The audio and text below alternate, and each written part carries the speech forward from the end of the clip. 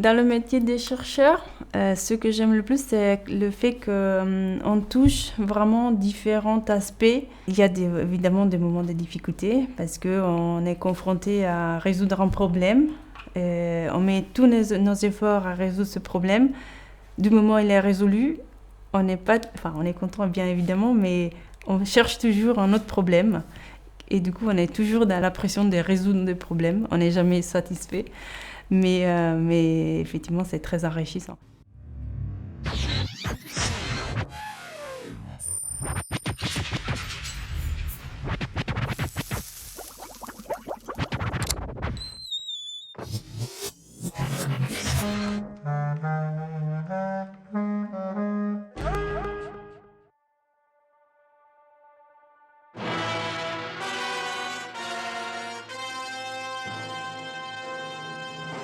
Jupiter, seen here from one of its moons, is larger than all the other planets put together. Its atmosphere is 1,000 miles deep, a poisonous mixture of methane gas, ammonia, and hydrogen, which at the bottom must have the density of water. Here, under the enormous pressure of the atmosphere, a human being would be crushed beyond recognition. Étudier les intérieurs planétaires, donc comment une planète est formée à son intérieur, de la couche de l'atmosphère jusqu'au cœur, est très intéressant pour pouvoir comprendre comment un système planétaire se forme et évolue. Et ça, c'est vrai pour un autre système solaire, mais aussi pour d'autres systèmes qu'on découvre en dehors du nôtre, dans la galaxie par exemple.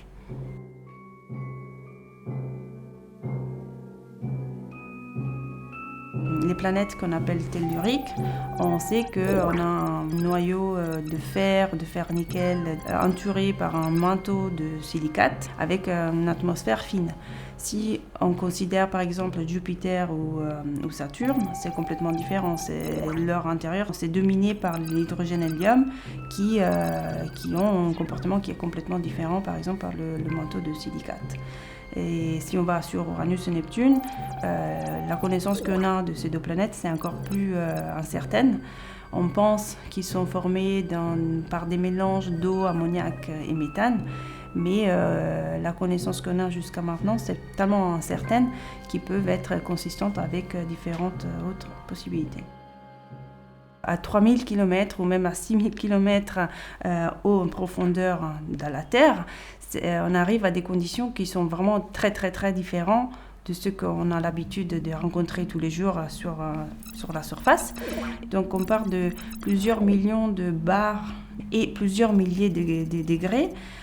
À ces conditions extrêmes de température et pression, la matière se comporte dans une façon qui est très difficile entre ce qui est en plasma et en solide, où il y a des effets de mécanique quantique qui doivent être pris en compte et que sont très difficiles à modéliser. Et du coup, on doit recréer ces conditions dans un laboratoire pour pouvoir voir comment la matière se comporte à ces pressions extrêmes.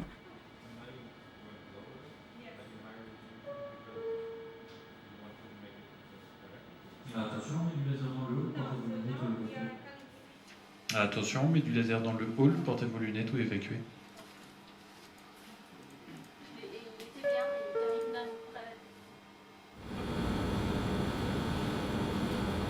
Aujourd'hui, grâce à des lasers très très très puissants, donc d'une très grande énergie, comme celui qu'on a au Lully, on peut générer des ondes de compression en générant des chocs qui compriment et chauffent le matériau d'intérêt qu'on veut étudier à des conditions extrêmes de plusieurs millions de bars et plusieurs milliers de Kelvin.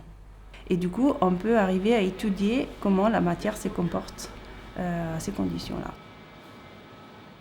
On peut étudier différents types de matériaux et c'est pas juste de prendre un morceau de matériaux en soi, mais c'est beaucoup plus compliqué. On le met dans ce qu'on appelle une cible pour pouvoir générer des conditions assez uniformes pour pouvoir vraiment étudier des conditions bien précises de température et pression. Pour générer des chocs avec un laser, ce qu'on fait, c'est qu'on prend l'énergie du faisceau laser, qu'on délivre dans un temps très très court, donc 1 milliardième de seconde, et on focalise sur une surface très petite, quelques dizaines de cheveux.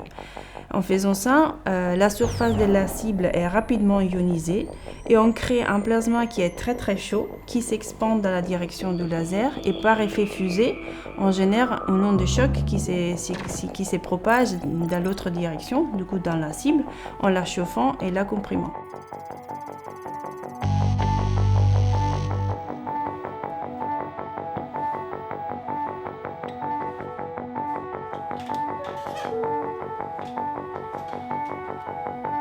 Attention, nous allons faire un tir et évacuer bien le haut en énergie, le haut laser et la salle d'expérience numéro 2.